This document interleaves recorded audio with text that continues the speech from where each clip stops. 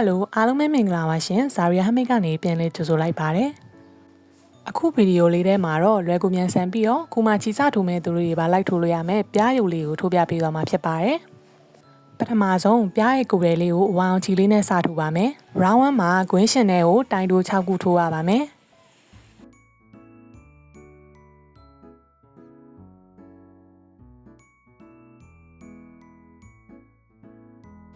အခုမှချီစထိုးမဲ့သူလေးတွေကအစမှတ်ကိုမမေ့အောင်မှတ်ကြိတ်လေးနဲ့မှတ်ထားခဲ့ဖို့လည်းမမေ့ပါနဲ့ဦးနော်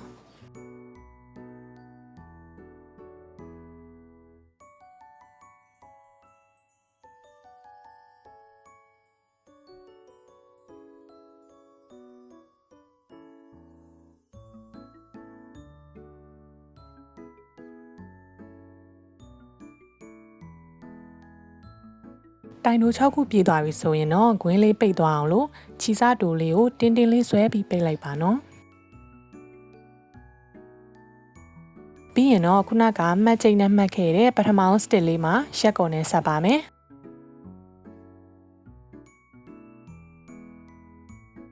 အခုဆိုရင်တော့ round 1လေးပြီးသွားပြီဖြစ်ပါတယ် round 2ကိုစားဖို့အတွက်ပထမဆုံးဖွန်ပြီးတစ်ချက်ထိုးပါမယ် round 2မှာတော့တစ်ပေါက်ကိုတိုင်တို2ခုစီနဲ့6ကြိမ်တိုင်ပွားထိုးတော့မှာဖြစ်ပါတယ်ခုနကရက်ကုန်နဲ့ဆက်ခဲ့တဲ့ပေါင်းမှာပဲပထမဆုံးတိုင်တိုထိုးပါမယ်ပြီးရင်တော့အဲ့ရပေါက်ထဲကိုပဲနောက်ထပ်တိုင်တိုတစ်ခုထပ်ထိုးပါမယ်ဒါဆိုရင်တော့တိုင်ပွားတစ်ခုရပါပြီကျန်တဲ့ပေါက်တွေကိုလည်းဒီတိုင်းလေးပဲတစ်ပေါက်ကိုတိုင်တို2ခုစီနဲ့ပတ်ပတ်လဲထိုးသွားပေးပါနော်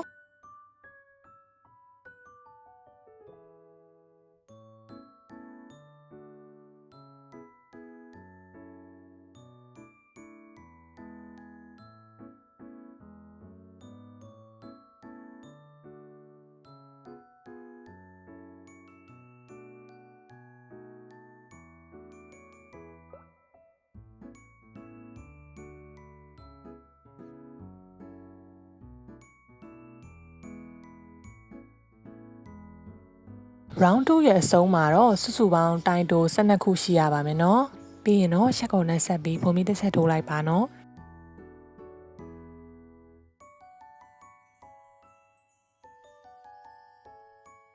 အဲ့ဆိုရင်တော့ round 3ရောက်ပါပြီ round 3မှာတော့ပထမဆုံးပေါက်ထဲကိုတိုင်တိုတစ်ခုထိုးပါမယ်ဒုတိယပေါက်ကျရင်တော့တစ်ပေါက်ထဲကိုတိုင်တို2ခုထိုးပါမယ်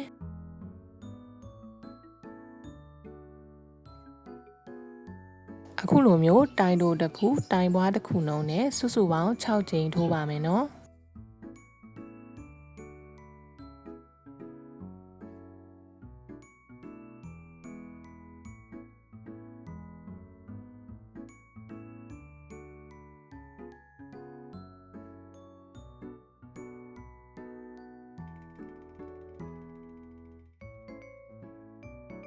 အဆုံးမှာတော့စုစုပေါင်းတိုင်တို18ခုရှိရပါမယ်နော်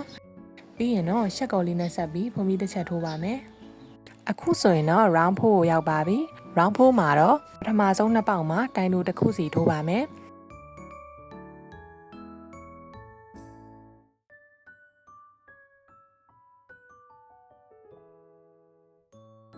တတိယပေါက်ကျရင်တော့တိုင်မွားတစ်ခုထိုးပါမယ်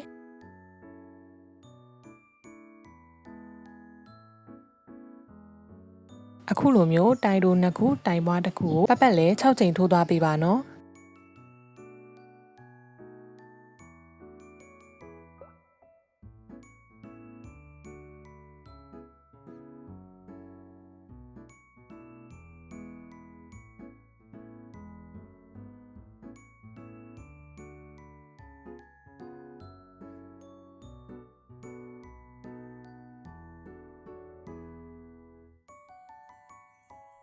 အဆုံးမှာတော့စုစုပေါင်းတိုင်တို24ခုရှိရပါမယ်နော်ပြီးရင်တော့ရှက်ကော်လေးနဲ့ဆက်ပြီးဖုံးပြီးတစ်ချက်ထိုးပါမယ်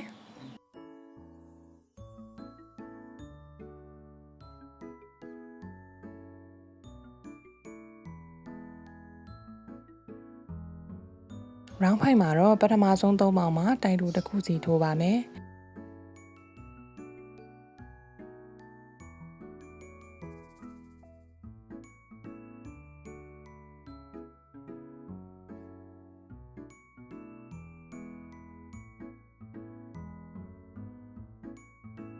၄ ခုမြောက်အပေါက်မှာတော့တိုင်ပွားထိုးပါမယ်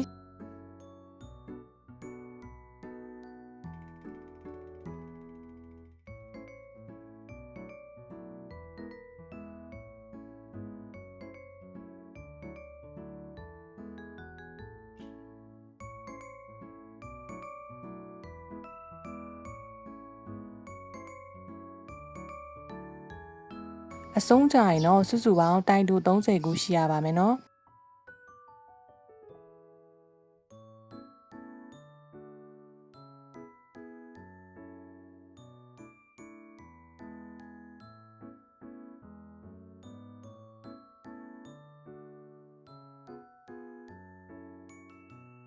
ပြီးရင်တော့ရှက်ကော်လေးနဲ့ဆက်ပြီးဖုံးပြီးတစ်ချက်ထိုးပါမယ်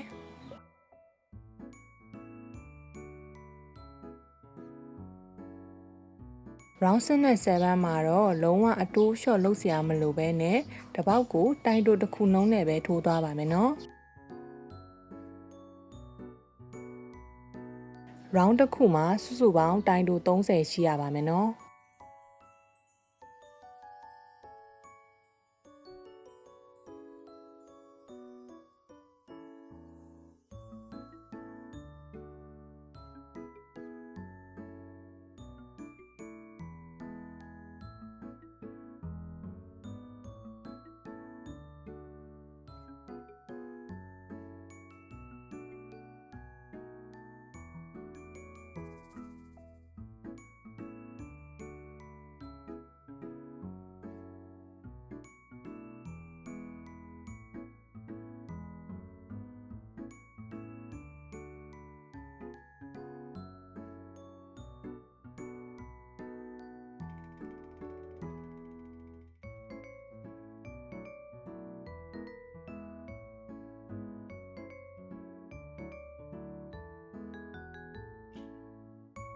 round 7ရဲ့အဆုံးမှာတော့ရှက်ကော်နဲ့မဆက်သေးပဲနဲ့အနက်ရောင်ဒါမှမဟုတ်အညူရောင်ချီလေးပြောင်းပေးပါနော်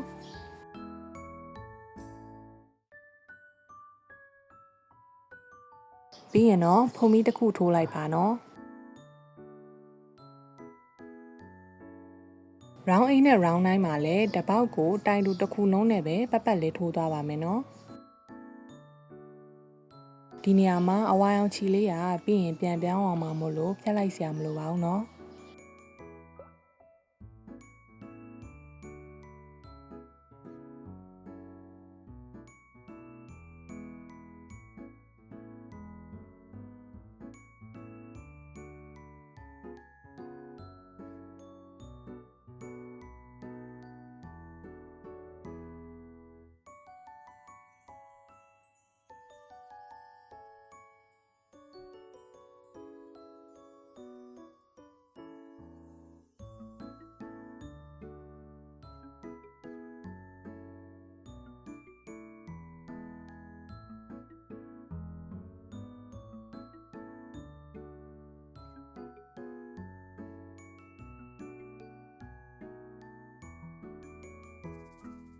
round 9ရဲ့အဆုံးမှာတော့ရှက်ကော်နဲ့မဆက်သေးပဲနဲ့ခုနကအဝါရောင်ချီလေးကိုပြန်ပြောင်းပါမယ်နော်ပြီးရင်တော့ဖုံးမီတစ်ချက်ထိုးလိုက်ပါ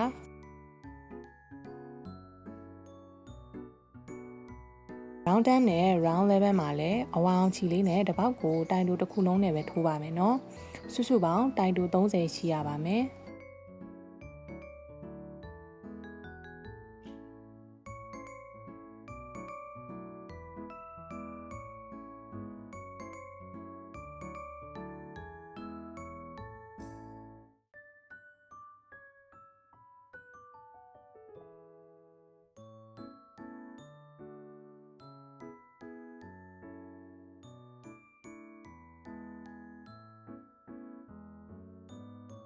round 11ပြီးရင်တော့ရှက်ကော်နဲ့မဆက်သေးပဲနဲ့အညူရောင်ချီလေးပြန်ပြောင်းပါမယ်နော်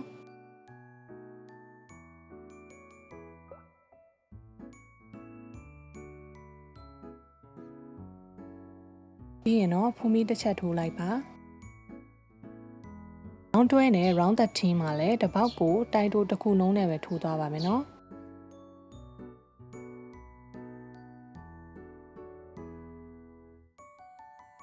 round 13ပြီးရင်လည်းရှက်ကုန်နဲ့မဆက်သေးပဲနဲ့အဝါအောင်ချီလေးပြောင်းပြီးရောဆက်လိုက်ပါမယ်နော်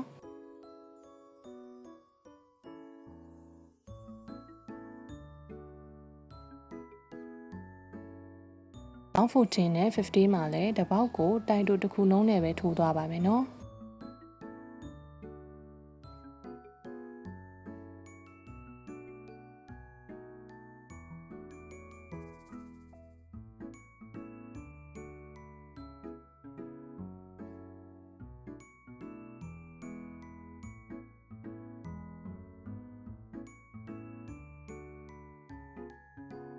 round 16မှာတော့ပထမဆုံး3ပေါက်ကိုတိုင်တိုတစ်ခုစီထိုးပါမယ်နော်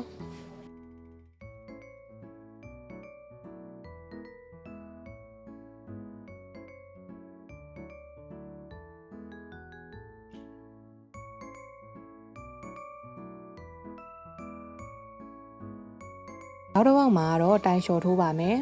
တိုင်လျှော့ဖို့အတွက်အပေါင်း2ခုရဲ့အရှိတ်ဘက်အချမ်းတွေကိုပဲတစ်ခါရေးယူပြီးလျှော့ပါမယ်နော်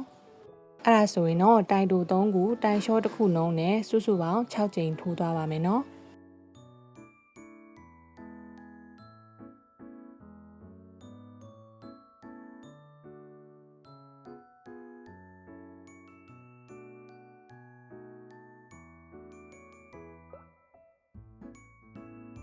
ပြီးရင်တော့ရှက်ကော်လေးနဲ့ဆက်ပြီးဖုံးပြီးတစ်ချက်ထိုးပါမယ်round 17မှာတော့တိုင်တို2ခုတိုင်လျှော့တစ်ခုလုံးနဲ့ပတ်ပတ်လဲထိုးသွားပါမယ်နော်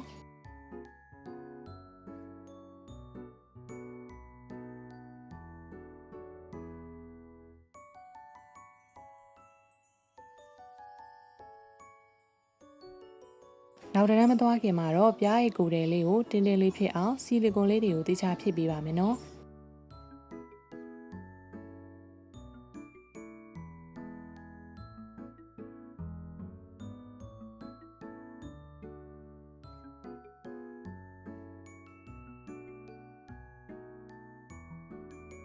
round 18မှာတော့တိုင်လိုတစ်ခုတိုင်လျှော့တစ်ခုလုံးနဲ့စုစုပေါင်း6ကြိမ်ထိုးသွားပါနော်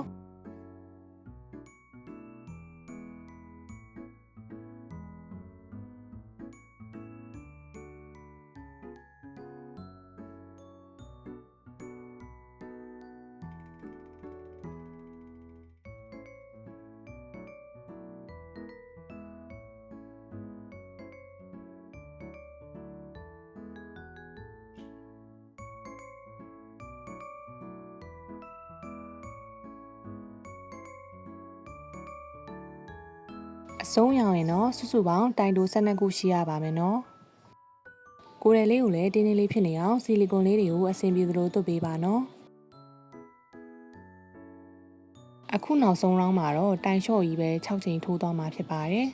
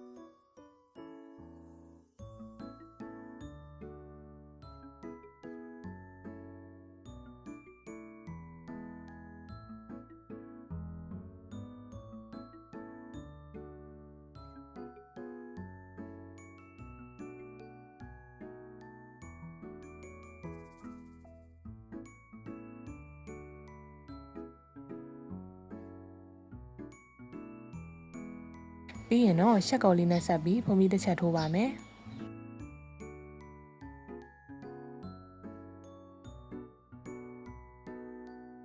ချိုးဖို့အတွက်ချီစားရှည်ရှည်လေးကိုခြံပြီးဖြတ်လိုက်ပါမယ်နော်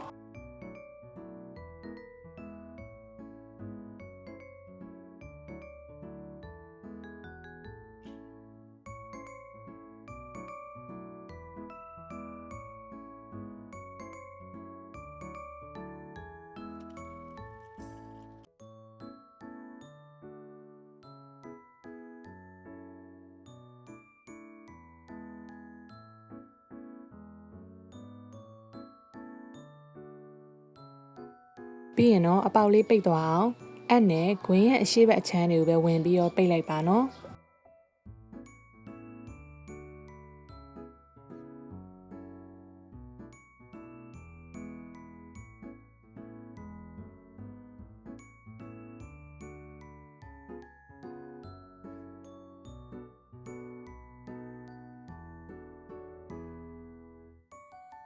ကျန်တဲ့ချီစာလေးကိုတော့ကိုယ်ထဲမှာပဲထည့်ပြီးဝတ်လိုက်ပါမယ်နော်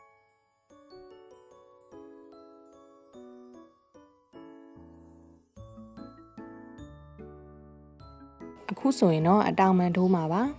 အတောင်မှန်ကိုတော့အဖြူရောင်ချီလေးကိုသုံးပြီးနှစ်ခုထိုးမှာဖြစ်ပါတယ်ပထမဆုံးဂွင်းရှင်လုပ်ပြီးတော့ဖွန်မီနှစ်ခုထိုးပါမယ်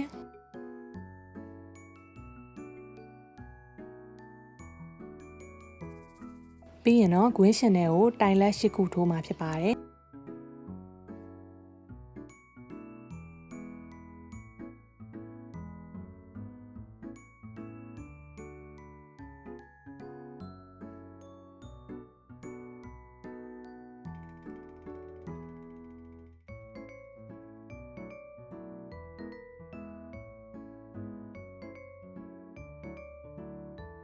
ပြီးရင်တော့ရှက်ကော်လေးနဲ့ဆက်ပြီးဖွန်မီတစ်ချက်ထိုးပါမယ်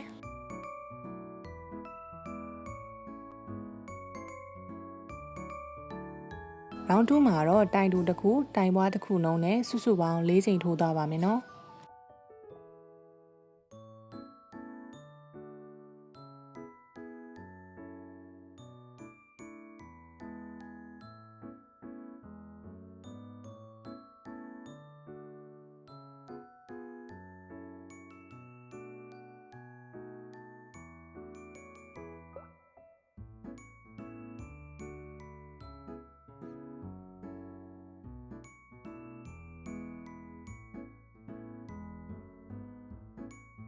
ပြီးရင်တော့ရှက်ကော်လေးနဲ့ဆက်ပြီးဖွန်မီတစ်ချက်ထိုးပါမယ်ချုပ်ဖို့အတွက်ချီစားရှည်ရှည်လေးကိုခြံပြီးဖြတ်လိုက်ပါမယ်နော်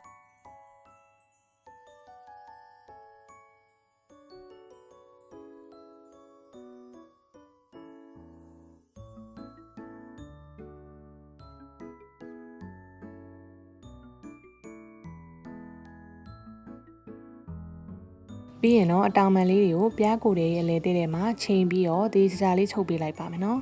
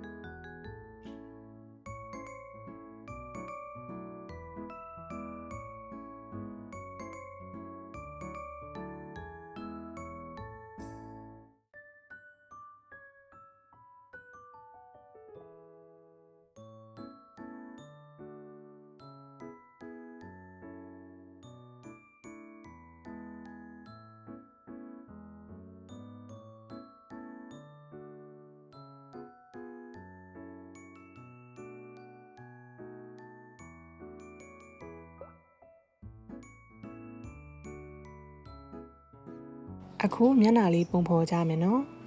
မျက်လုံးနှလုံးကို round 4မှာတိုင်တူ9တိုင်ချပြီးကတ်ပါမယ်နော်မျက်လုံးလေးကို makeup တွန်းနဲ့ထိုးတယ်ဆိုရင်တော့8 mm သုံးပါရေခဲချီအသေးနဲ့ဆိုရင်တော့6 mm သုံးမှုအကြံပြုပါတယ်နော်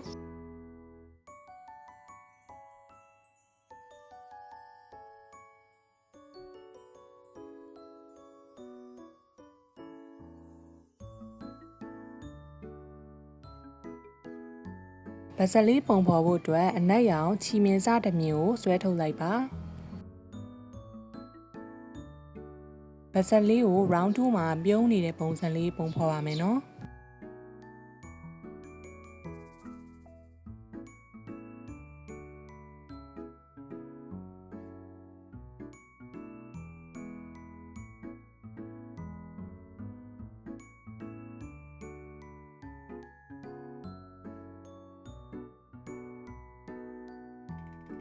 ပြီးရင်တော့ပါးနီလေးလုပ်ဖို့အတွက်ပန်းရောင်ချီလေးကိုသုံးပြီးတော့မျက်လုံးရဲ့အောက်ဖက်မှာပုံဖော်ပေးလိုက်ပါမယ်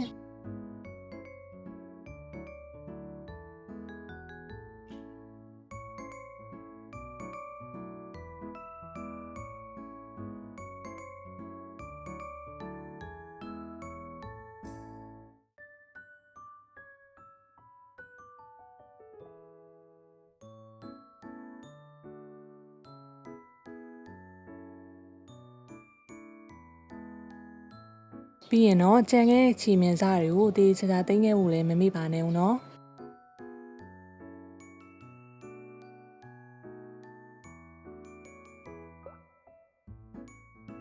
ကဲအခုဆိုရင်တော့ထိုးရတာလွယ်ကူရိုးရှင်းပြီးချစ်စရာကောင်းတဲ့ပြားယူလေးကိုဖန်တီးခဲ့ကြတာပဲဖြစ်ပါတယ်ဗီဒီယိုလေးကိုသဘောကျတယ်ဆိုရင်တော့ဇာရီဟမ်းမိတ်ပေလေးကို like and follow လုပ်ခဲ့ဖို့မမေ့ပါနဲ့ဦးနော်